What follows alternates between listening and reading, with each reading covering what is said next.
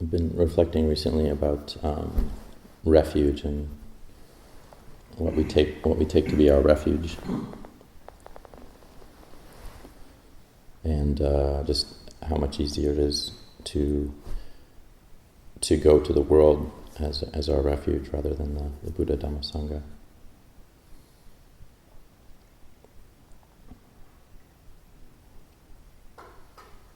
And so when I had an idea of what it was to live in a monastery,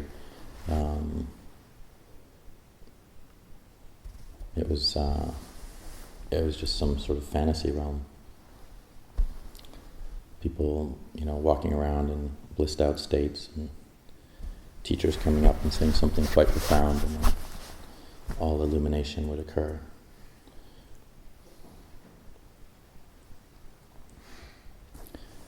But in a monastery, it's just so easy to we bring our bags with us, our problems, difficulties, the things that we've had in our past, everything that's informed us in terms of how to have our perspectives and views, and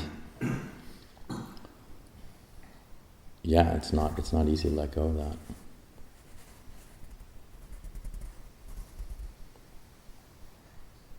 So the tendency is for the mind to bring the world with us wherever we go.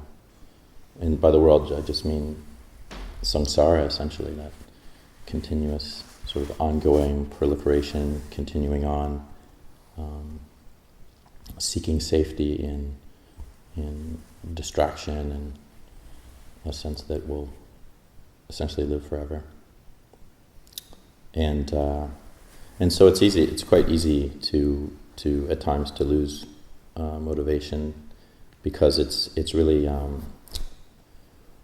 seeking the Buddha Dhamma Sangha as a refuge is really going against our natural tendencies. So it's much easier to sit in front of a computer screen, or certain ways work can be quite helpful, but other ways it can be distracting. And I think all of us are quite familiar with our own ways of coming back to the world, rather than the teachings of the Buddha.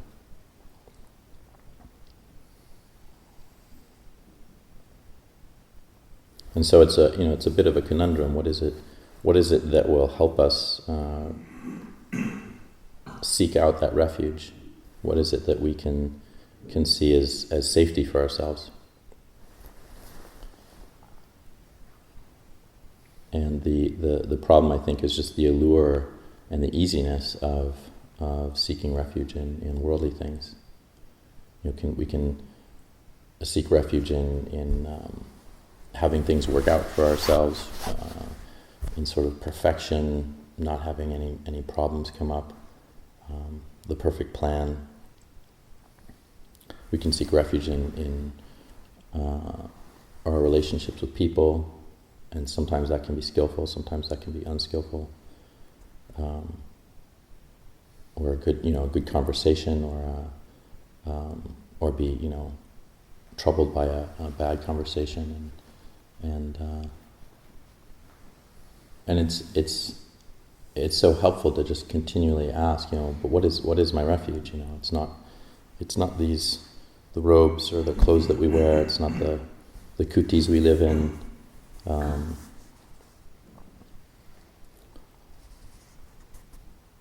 We can ask ourselves really when we do have a sense of really understanding the Buddha's teachings, is that, okay, that is the refuge. That is the understanding right there. That is where we can see, that is safe, that's secure, and that's reliable.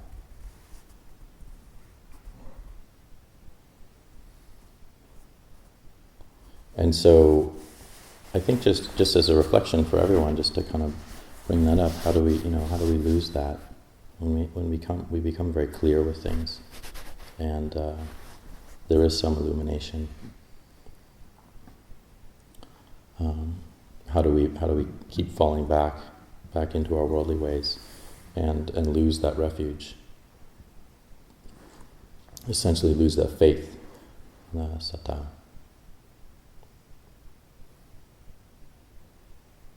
So just as a reflection throughout the day, just to ask ourselves, where is my refuge? Where am I finding that? And how can I keep renewing it if the answer is that, the refuge is in this sense of really seeking out the Dhamma, seeking out a way out of suffering. And we can try to keep that alive in ourselves. We can fan the flames, keep that flame going. And then when we're not there, we can just remind ourselves, that's my intention. To move away from these worldly ways, worldly distractions.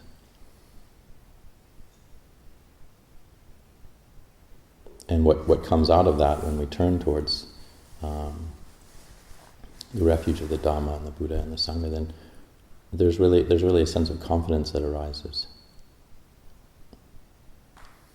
And hopefully what's there is, this feels right, this is what feels right.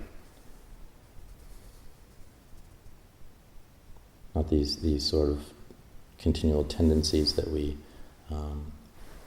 have to deal with on a daily basis.